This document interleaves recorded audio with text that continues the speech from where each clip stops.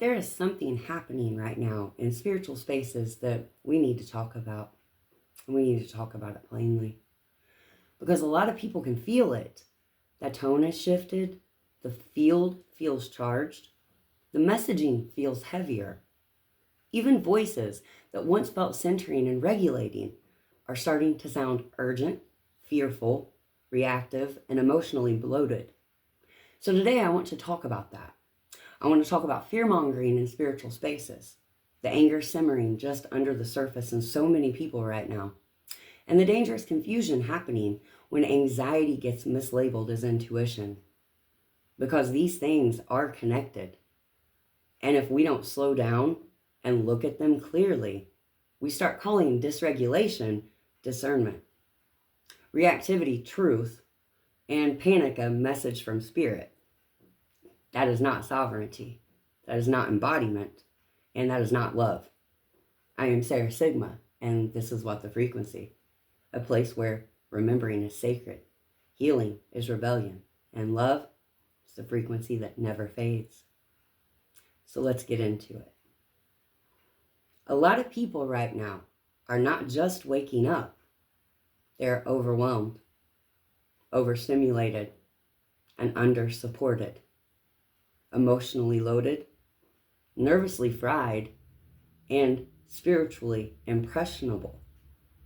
That combination matters because when the nervous system is overloaded, everything starts to feel urgent. Everything feels symbolic. Everything feels personal. Everything feels like a sign, a warning, a threat, or a prophecy. And suddenly, instead of being in discernment, people are in activation. That activation then spreads. One person's dysregulation becomes a whole room's mood. One creator's fear becomes 1,000 people's confirmation bias.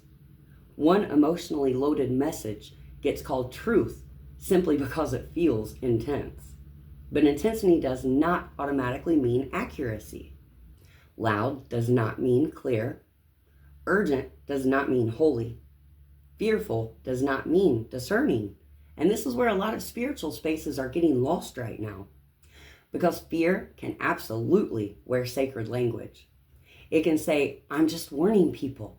It can say, Spirit showed me. It can say, I'm sounding the alarm. It can say, people need to know. I'm protecting the collective. And maybe sometimes there's a fragment of truth in what someone is sensing. But hear me clearly. A dysregulated messenger can still carry fragments of truth. But the frequency of the delivery matters. Because truth delivered through panic does not land as wisdom. It lands as contagion. It spreads confusion. It recruits fear. It dysregulates people who were already hanging on by a thread. Sounds like my experience with 2 decades in the church. And then everyone starts mistaking a charged body for a spiritual revelation. That is how fear-mongering grows, not always through bad intentions. Sometimes it's through unprocessed emotion. Sometimes through nervous system overload. Sometimes it's through people who have not learned the difference between a real signal and a body in alarm.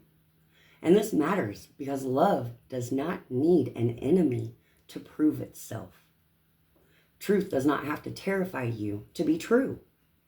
Discernment does not need theatrics.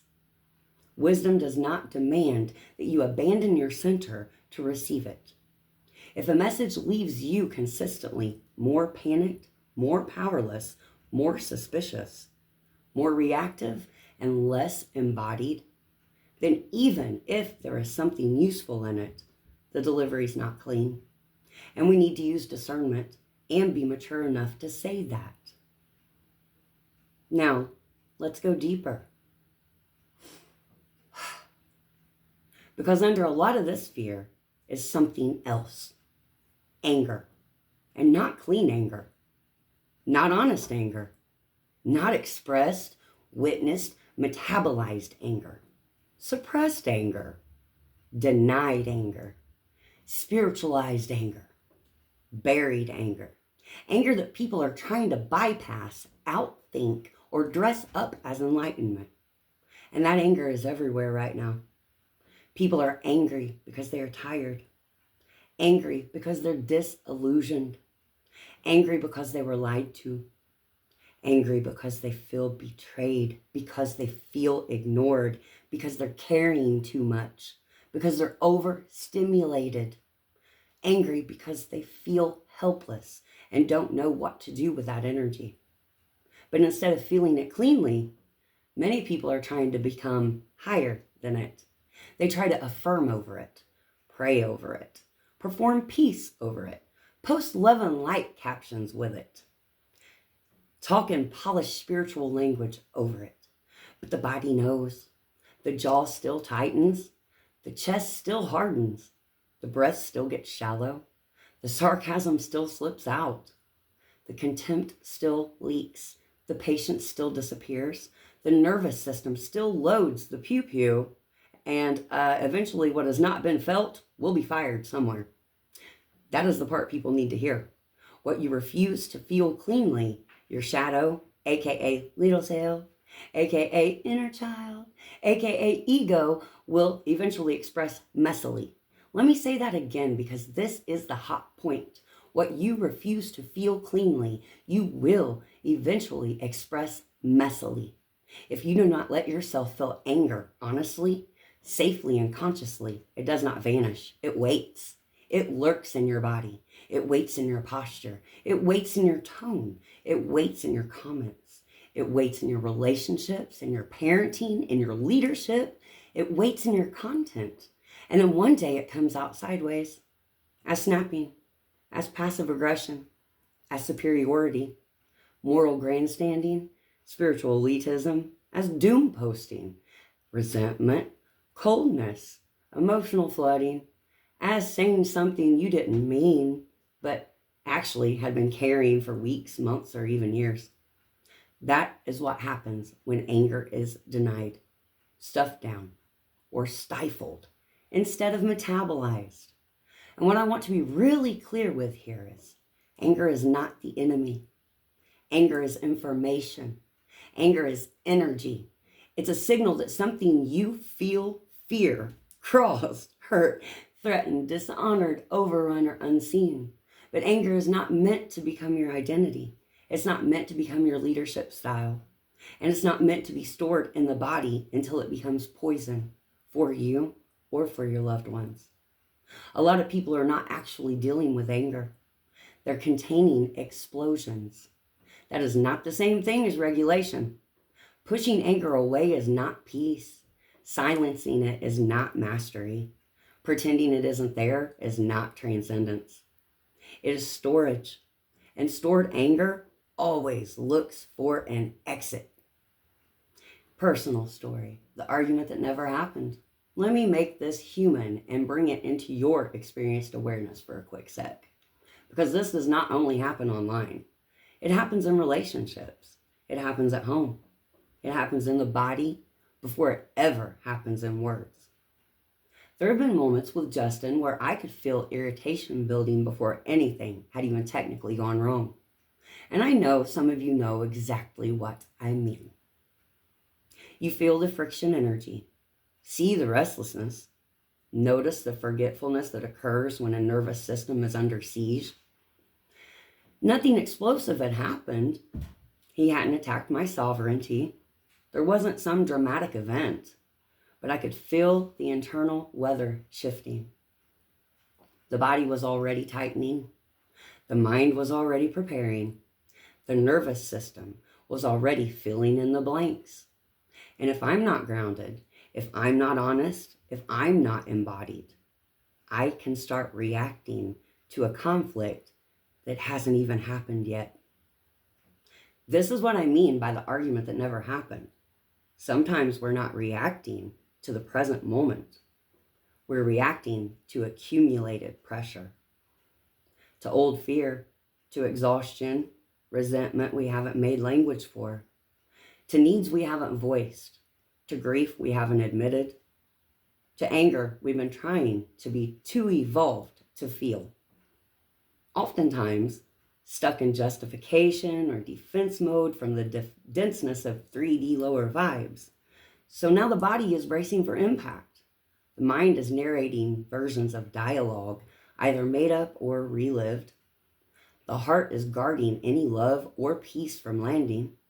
And the relationship is suddenly carrying a charge that did not begin in that moment. That is where sovereignty matters. Because if I can catch it in the body first, when I am the observer, witnessing my thoughts as they come in, I can stop the mess before it becomes a mess. There are 6 things I can notice using mindfulness. My jaw is tight. My chest is hard. Breath is shallow. My tone wants to sharpen. My mind wants to recruit evidence. My nervous system wants to make meaning before I've even asked one clean question. That pause that awareness gives changes everything. And I have learned this too. When I embrace my divinity in a grounded way, not a performative way, I become more capable of creating a safe environment for his divine masculine to rest and recover in. Not by shrinking, not by abandoning myself, not by mothering a grown man, not by suppressing my truth, but by staying present enough in my own body that I do not turn every wave into a war. There is deep power in a feminine presence that can feel fully without weaponizing what she feels. There's a deep healing in a masculine presence that can soften because the space is no longer charged with preemptive attack. That is sacred work. That is embodied union. That is where love becomes a place the body can trust. And for me, truly, my purpose and my pleasure is in loving all. But loving all does not mean bypassing what is real. It means becoming honest enough, regulated enough, and open enough to meet what is real before unaddressed overflow spills onto the people we love. That is the difference. So how do we calm anger before it becomes an explosion? First, you stop trying to become a person who never feels angry. That's not the goal. The goal is to become someone who can feel anger without becoming possessed by it, without reacting or overreacting to the emotion. So here's the practice. When you feel anger rising, stop talking for a moment. Not forever, not avoidantly, just long enough to interrupt the automatic word vomit spilling out your mouth. Then notice the body before the story. Where is it? Is it heat in the face? A clenched jaw? Pressure in the chest? A burning belly? A lump in the throat? A sharp, restless need to physically move or to say something immediately? Name the sensation before you name the accusation. Because the moment you go straight into the story, you're already halfway inside the spiral. Then breathe longer on the exhale than on the inhale. This sounds simple because it is simple, but simple does not mean weak. Simple is often what works. Then ask yourself, what is under this anger? Is it hurt? Is it fear, grief, powerlessness, disappointment, exhaustion, not feeling seen? Is it all pain getting touched by a current moment? That question matters because anger is often the bodyguard emotion. It comes first because it feels stronger. It feels safer. It feels more powerful than the softer truth underneath it. But if you only ever express the bodyguard, nobody ever meets the wound, and closed mouths don't get fed. You never heal what you keep secret. You can also move the energy. Walk, shake out the arms, exhale with sound. You can use the dragon sigh and form the s as you exhale, or use ah, oh, or the Lyran rah. Each sound frequency serves a different purpose, with Ra being the one I use with the red emotions.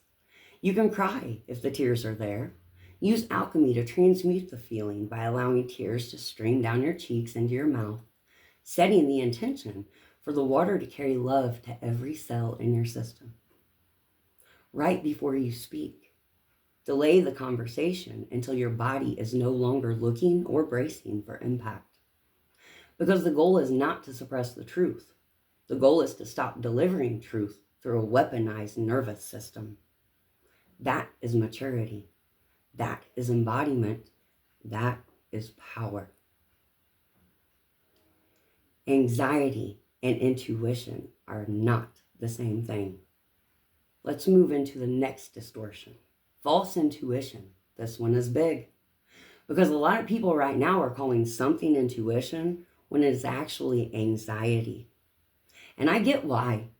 Anxiety can feel sharp, it can feel alert, and it can feel compelling. It can feel like your system is picking something up. But urgency isn't always intuition. Sometimes urgency is a survival state. And if you do not know the difference, you can spend your whole life obeying fear while calling it spiritual sensitivity. So let's make this plain. Anxiety feels urgent, repetitive, loops, catastrophizes, hunts for possibilities to calculate certainty, makes the body tighten, gets louder the more attention you give it, wants immediate action so you can escape discomfort.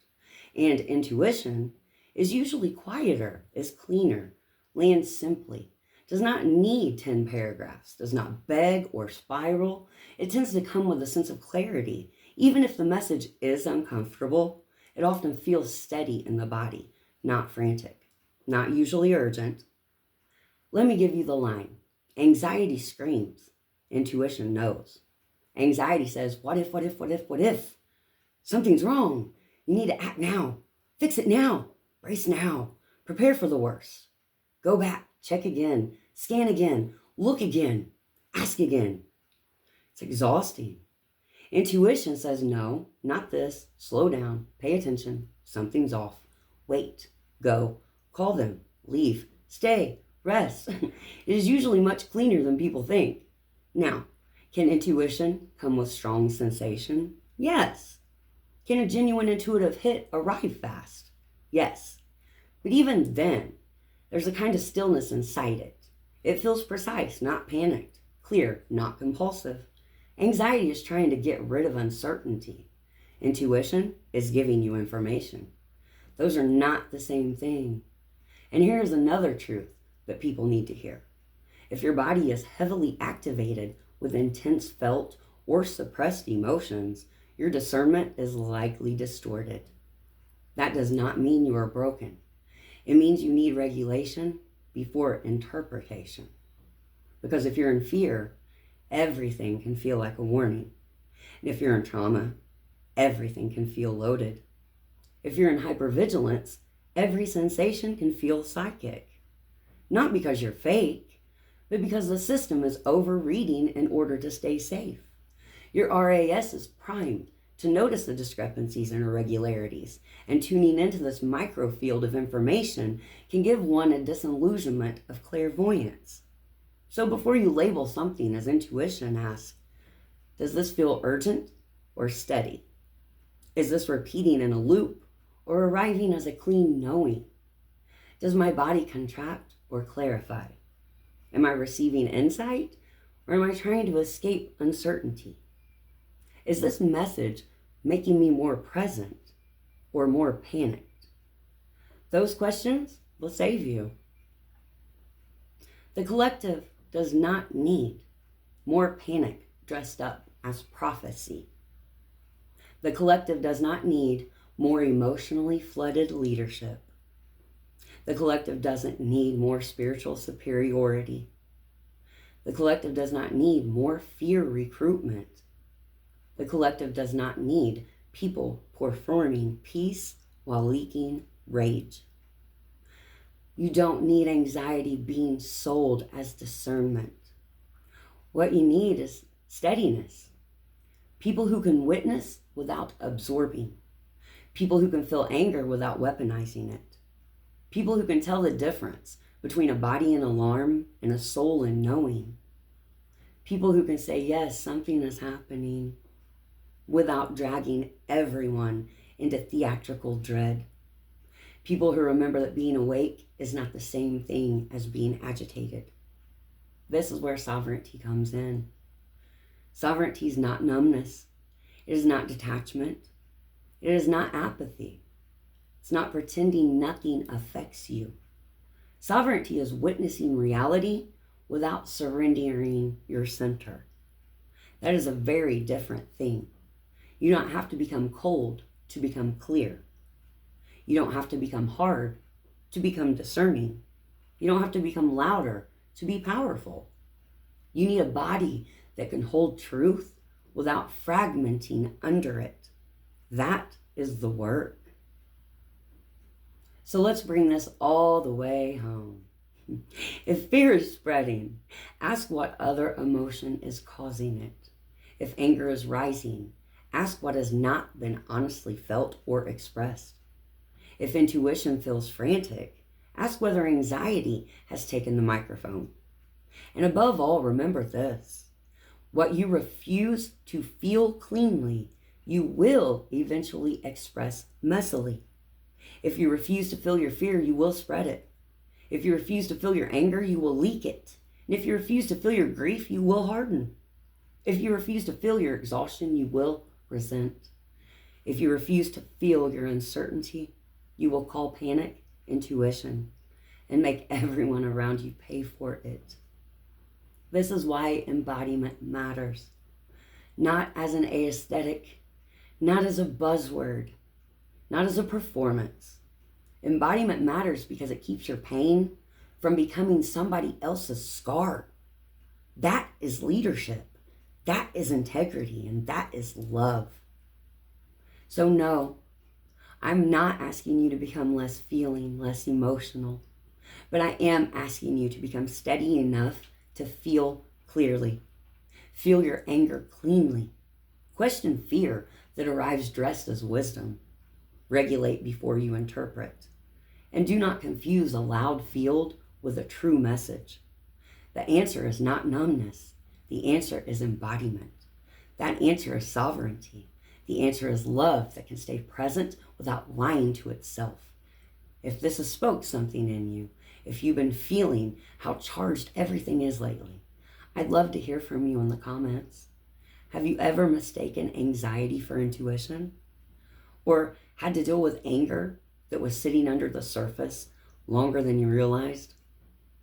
And if you want to go deeper with me, I have resources on Gumroad where there's a community growing. Content, a starseed quiz and workbook, and a forbidden wisdom, ways to support this mission for those high-vibing hearts who are truly in alignment. Come find me there. And if this message supported you, share it with someone who needs a little less panic and a little more clarity. I am Sarah Sigma, and this is What the Frequency, a place where remembering is sacred, healing is rebellion, and love is the frequency that never fades.